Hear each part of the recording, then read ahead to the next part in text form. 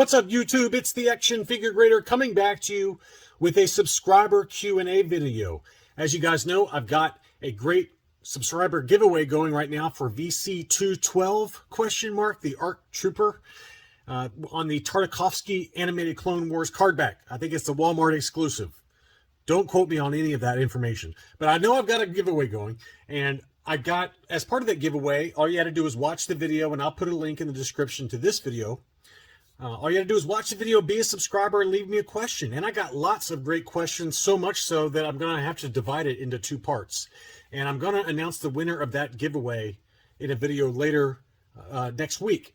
And I've got two of those ARC Troopers, so we'll do it again. We'll do it again, and if I didn't get to your question, I'm either going to get to it in another part, in another video, or you can ask it again as part of the next giveaway if you don't win. So keep an eye out, and I'll announce the winner, and I'll run another one. I've got 3 different TVC figures that I want to give away. I've got some comic books I want to give away. I'm trying to kind of clear things out, and I also got some case shells from Tom Hogan. And as a reminder, if you've got any vintage collection, Black Series, or anything like that you want to get encased either with those acrylic sliding cases or those clamshells, his contact information is in the video description. Let's go ahead and dig right into some awesome questions. Jados46, he says, "Hey John, great video, mate. Do you think the modern TVC Mandalorian line of figures will rise in price of TVC 1.0 in 15 years or so?" I think this is a really good question, because I think there's a couple of factors that I think will affect Mandalorian-related characters. First of all, the first issue Mandalorian figure, I don't remember the VC number off the top of my head, that was produced so many times, right? They produced so many waves of it to keep up with consumer demand that I don't think we'll ever see that one approach big boy prices. For very, very high grade, we've noted a few examples that have sold here recently that command some pretty decent money, but there's just so many of them. It's all supply and demand. And when you have a large supply of the first issue Mandalorian, I don't think the prices can reflect the TVC 1.0 prices.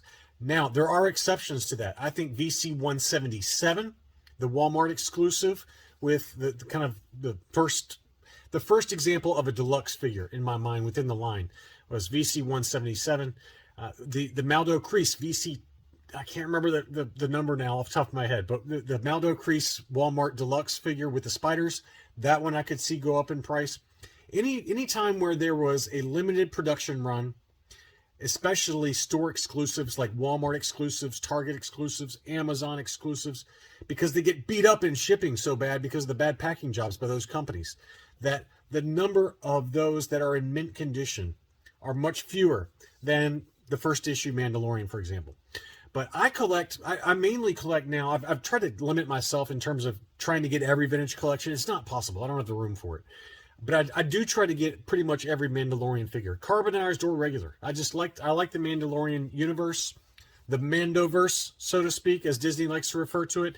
And I just think that long term, look at the characters that are in the public consciousness, the characters that have crossed over into mainstream pop culture appeal. The Mandalorian and Grogu are absolutely, they have fallen into that category. So I don't know. It's a good question. I think some of them will eventually, but some of them will not, such as the first issue. Darth Wizzy, he says, "Great stuff, John. What are your must-have figures, carded or loose? You intend on getting? Is it more modern TVC or OG?" I've already kind of pre-ordered most of the TVC that I want for the year, right? Fennec Shand is a good example. All of the Mandalorian, Super Commando, the Aerial Trooper, all of those figures I pre-ordered. But I don't think I'm going to get much in the way of TVC 1.0 unless it's kind of one of those one-off type of things that I just happen to see and happen to have some money set aside to buy for.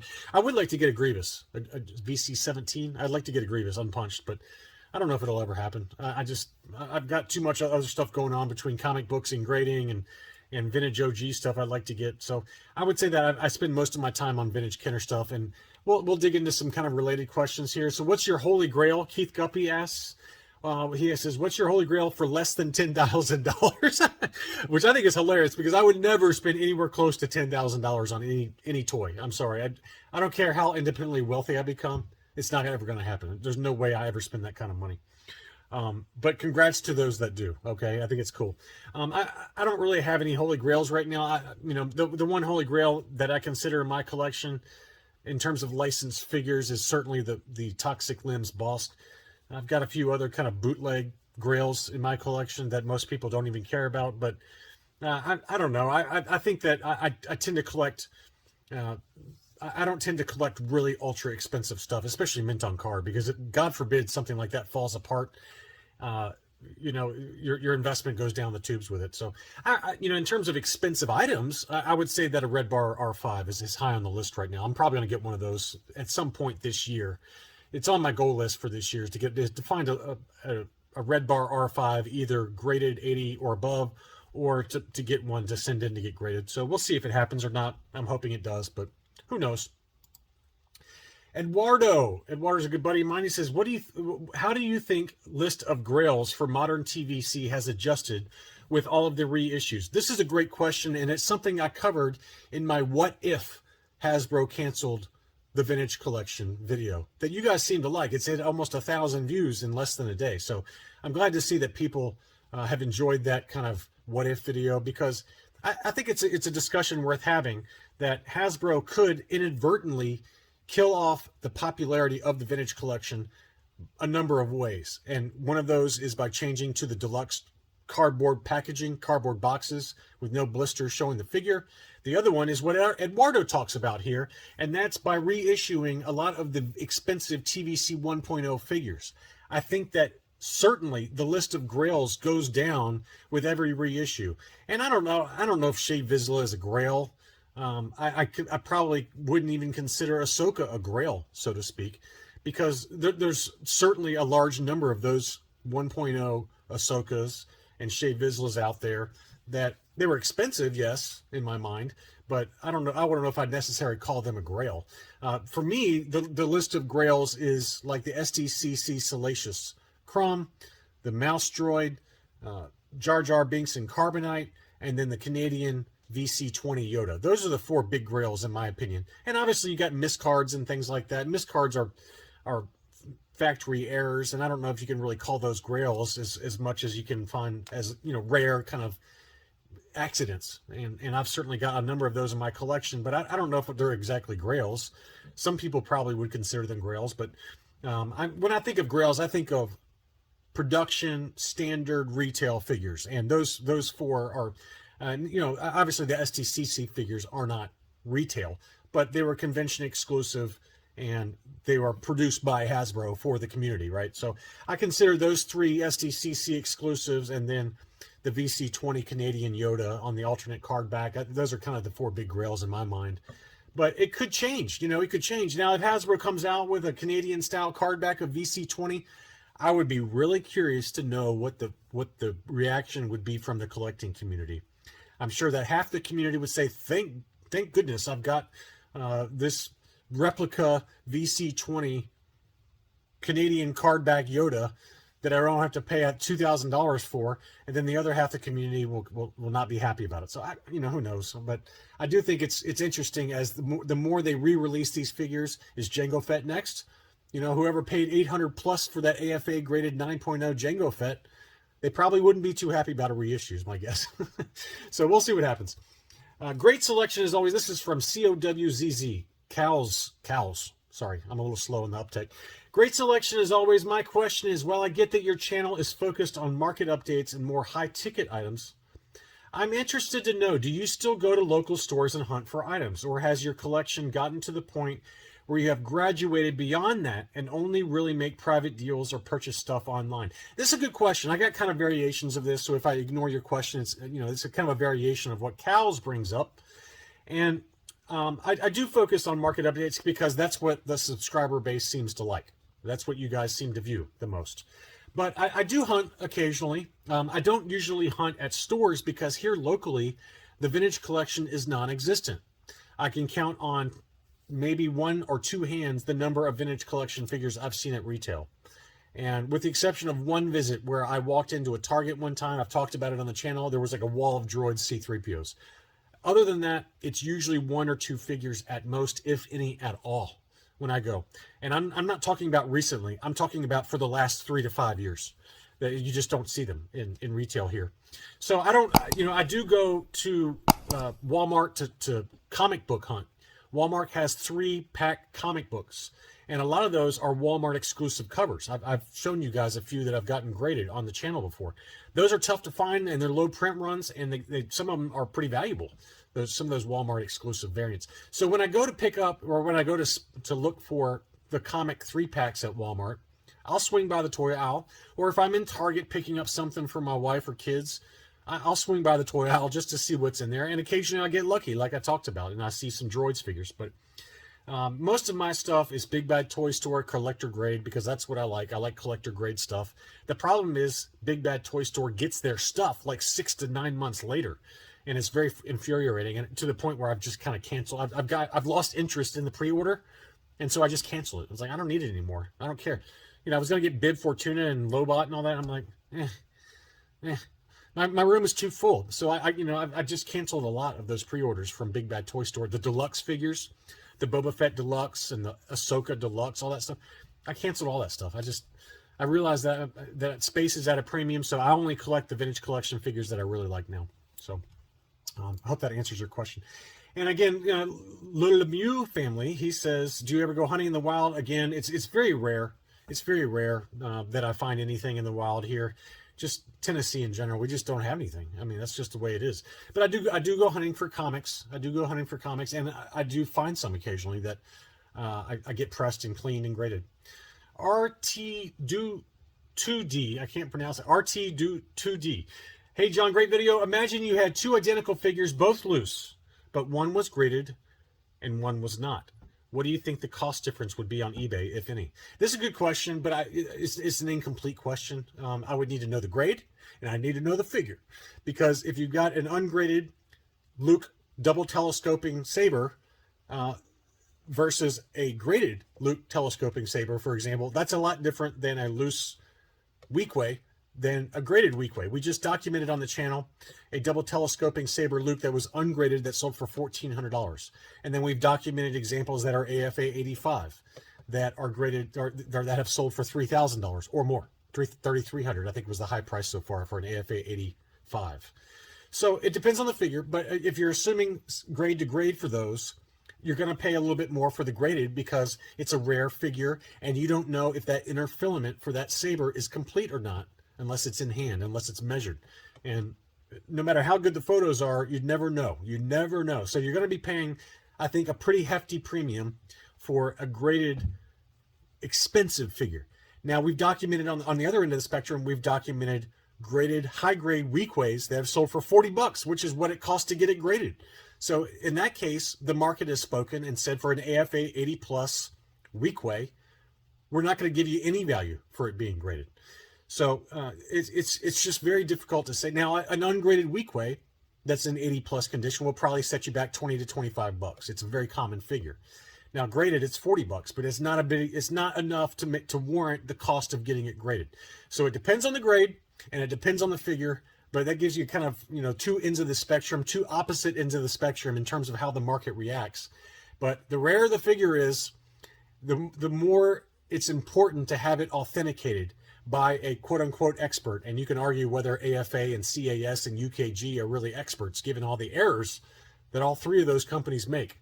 But it does help to have that little pretty acrylic box with a little label on it that assigns a score to it. That's just the way it is. And some people hate that. Some people like that.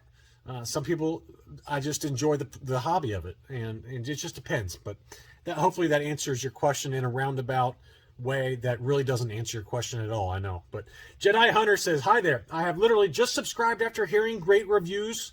Jedi Hunter, thanks and welcome aboard. My channel is kind of silly, kind of useful sometimes, and hopefully somewhere in between for most of my videos. My question is this: as a new collector of Star Wars action figures, where do I start? There are so many options available. This is a tough question to answer. I would say that before you start spending big boy money, dip your toes in carefully. Dip in very carefully. Don't go crazy early on. I've known too many people in the collecting community with more money than sense that have spent boatloads of money without doing research. And if you're on the opposite end of the spectrum where you're on a tight budget, which most of us are on some sort of budget, right? Most of us are not independently wealthy. We can't just go out and buy willy-nilly whatever we want. And if you are on that side of the coin, which most of us are again, and you're new to Star Wars action figure collecting, take your time. Take your time. I've got a channel playlist called Graded Collectibles Industry. I've got a playlist for the vintage collection. I've got a playlist for vintage Kenner variants. Yeah, I've got all kinds of playlists. And believe it or not, I'm not the only YouTuber out there. There's a lot of great YouTubers out there that cover all kinds of spectrum, whether it's modern stuff with Only One Kenobi and Boss Bounty. They cover the vintage collection at length and are much more expertise than I do. You've got great Facebook groups like John Miko's The Vintage Collection Facebook group. Great resources there on Facebook. So you can check out Rogue 5 Toys on Facebook. Chris W. and his guys there, they provide great quality figures at reasonable, fair market prices. So take your time with it and have fun. Don't go nuts. Don't spend all your money at once and just kind of learn the market. That's the best advice I've got for you. Zum Club says, I wanted to ask this question. An AFA 70 vinyl cape Jawa that we just covered in the market update video. What does a cape tear from one armhole get you roughly? Max 65? He says he's got one, and I want to kind of explain it. He's got a 10 millimeter tear in one of the armholes on a vinyl cape Jawa. How does that affect the grade on a vinyl cape Jawa? This is only going on hearsay, okay? So Zum Club, if you send in your vinyl cape Jawa with an arm tear of 10 millimeters and you don't get the grade that I tell you you're going to get, it's not my fault. I want to go ahead and preface that now. But I have heard that if you do have an arm tear, a small arm tear, like 10 millimeters is a small arm tear, you might be able to eke out a 75, but most likely it's going to be an AFA 70. That's just the way it is. Now, if you've got a small arm tear like that, plus hand rub, you might get down into the 60, 65 range. But they grade vinyl cape Jawas extremely, extremely strict. Vinyl cape Jawas and blue snaggletooth figures are two of the most strictly graded, in my opinion, those are two of the most strictly graded licensed figures from AFA and CAS. That's just been my experience with it. So you'll probably get a 70. If that's the only defect that you can see based on your experience, and the arms or limbs are tight, not all loosey-goosey, and you got a 110 millimeter arm tear, I bet you'll get a 75. They might be mean and give you the 70, but I would be really hard-pressed to believe you get a 65 because of 110 millimeter arm tear. Joshua 373, he is another Patreon subscriber or Patreon supporter to the channel. So Josh, good to see you as always. If you could meet an actor from all Star Wars, who would it be? Would you want them to sign a figure? Would you get it graded? Would I get it graded? We all know the answer to that. The answer would be yes, because I really enjoy authenticated, graded, autographed action figures. I've got a number of those in my collection, mainly Power of the Force 2, but I've got some really cool vintage collection figures that I've had signed. Who would I want to meet and have signed? It would probably have to be Mark Hamill. I like Harrison Ford. I love him as an actor. I love his movies, but I've heard he's a curmudgeon. So the thought of meeting him sounds pretty terrifying / disheartening, because I think that a negative experience with Harrison Ford, which is probably what you're going to get with him, he doesn't like the press. He doesn't like doing movie promos. He hates kind of interviews and signing stuff, and that's why his stuff's so expensive, because he does it so infrequently. And Mark Hamill's more expensive too, but I think Mark Hamill on a signed TVC Luke Jedi card back in a nice silver color for the magic marker color, that would be hot. I would love to have one of those. I think that would be really cool. And he seems like a nice guy, Mark Hamill does, and he embraces his role. He embraces kind of the fandom. I just think he's a great guy. B. Hollywood says, how many loose graded figures do you have? Of all of them, which character do you have the most of? Well, I haven't done a count in a while, but I'm roughly sitting at about 400 or so loose graded vintage Star Wars figures. Now, I've got graded mint on cards. I've got graded, vintage Kenner mint on cards. I've got vehicles. I've got bootlegs. I've got Power of the Force 2 and vintage collection mint on card figures. I've got a lot of stuff. I've been divesting myself of a number of them though. I've probably sold mint on card, vintage collection type stuff. I've sold probably 30 to 50 over the last, 2 to 3 months, just privately with individuals, either Patreon supporters or on the channel or on Facebook and things like that. So, but for my loose graded vintage Kenner and bootleg collection, I'm probably sitting at about 400 is my rough guess. I kind of did a walk around and did a ballpark, so that gives you a rough idea. Which character do I have the most of? That would be Darth Vader. I think I've got about 20 of him, loose graded between Polish bootlegs and Mexican bootlegs and licensed. So somewhere in that ballpark. I think that he's number one. And then Luke Farm Boy, I've got 10 or 11 of those. Strangely, I've got like 8 or 9 Greedos. I don't know why. I have no idea why. Luke X-Wing is another one down here. I've got like 7 or 8 bootlegs of him. So who knows, what runs through my mind when I'm collecting those? I don't know. Punisher XS, he says, do you prefer the modern vintage line or the true vintage Kenner line? It's got to be the vintage Kenner. Always got to be the vintage Kenner. But I do love the vintage collection, and I get pretty excited about the vintage collection. Probably sometimes more so than I do when I have a vintage pickup. Like the vintage collection Tartakovsky Clone Wars animated card backs that Boss Bounty was kind enough to send to me from overseas from Star Action Figures. I haven't been that excited about a vintage collection figure in a long time, and that set of 6 is amazing. I've already sent them into Collector Archive Services. I can't wait to get them back from Collector Archive Services, and I'm a big fan of those. Finally, I want to finish off with this, and it's a 2-part question. I'm going to show both of these. I'm sure some others have asked this, but a question for the notorious AFG. I don't know about notorious. How about idiotic? It's been a while, and AFA is still closed Express and Economy submission tiers. Very true. Have you or anyone else tried sending a figure under the pricier archival or premium tiers? Yes, I have, and I got an update on that. And then to follow up on that, Brett on FET, fellow YouTuber and Patreon supporter, he says, hey, John, a while back, I did the great turnaround experiment of 2022. You sent off a number of items to be graded by both AFA and CAS. And I haven't done an update, so we might as well do it here. As an experiment to see which has got the quicker turnaround times. Have you gotten any of those back yet? That's really funny. No, I have not. I sent both of them off in early January. I was not billed by AFA for those 5 items until March 8th. And so it was almost exactly 2 months. It was almost exactly 2 months from the time that AFA received the item to when they billed me. Now, on the bill, AFA said they're expecting to have those done by May. We're going to see if that's true or not. I don't know. Now, Collector Archive Services has billed me for those items that I sent out, but they have not touched them yet. Now, my last, to give you a little bit of update on when my last order from CAS was delivered, which I just did an unboxing for that order. And I mentioned in the video that those were checked in to CAS's system on October 20th. And they took about 5 months. So CAS has cut down their times. They have cut down their times. They were up to about 7 to 7.5 months for me anyway. And these are all standard licensed stuff. It's not like I'm doing customs or anything. But they were up to 7 to 7.5 months, and the last order took about 5. Now, that's from the time that they were logged in by CAS.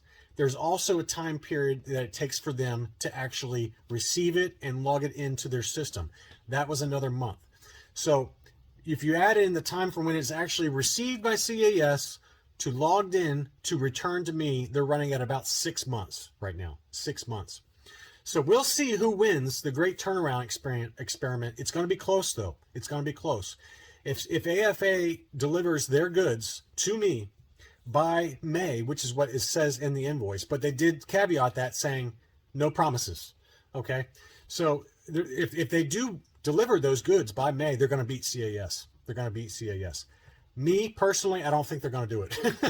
I don't think they're going to do it. So we'll see if it happens or not. But my guess is they're probably going to end up being about the same time frame is my guess. So we shall see, and I will definitely provide you with an update on who wins the great turnaround experiment of 2022. But if I had to do a spoiler alert right now, the answer is nobody. nobody wins because both companies are doing a terrible job with turnaround time right now. That's all I really have for this video. Thanks for all the great questions. If I didn't get to your question, no worries. I'll be doing another one here soon, and we'll be doing another giveaway soon, and we'll announce the giveaway winner of the ARC Trooper soon. I will be back very, very shortly with more content. Thanks for watching.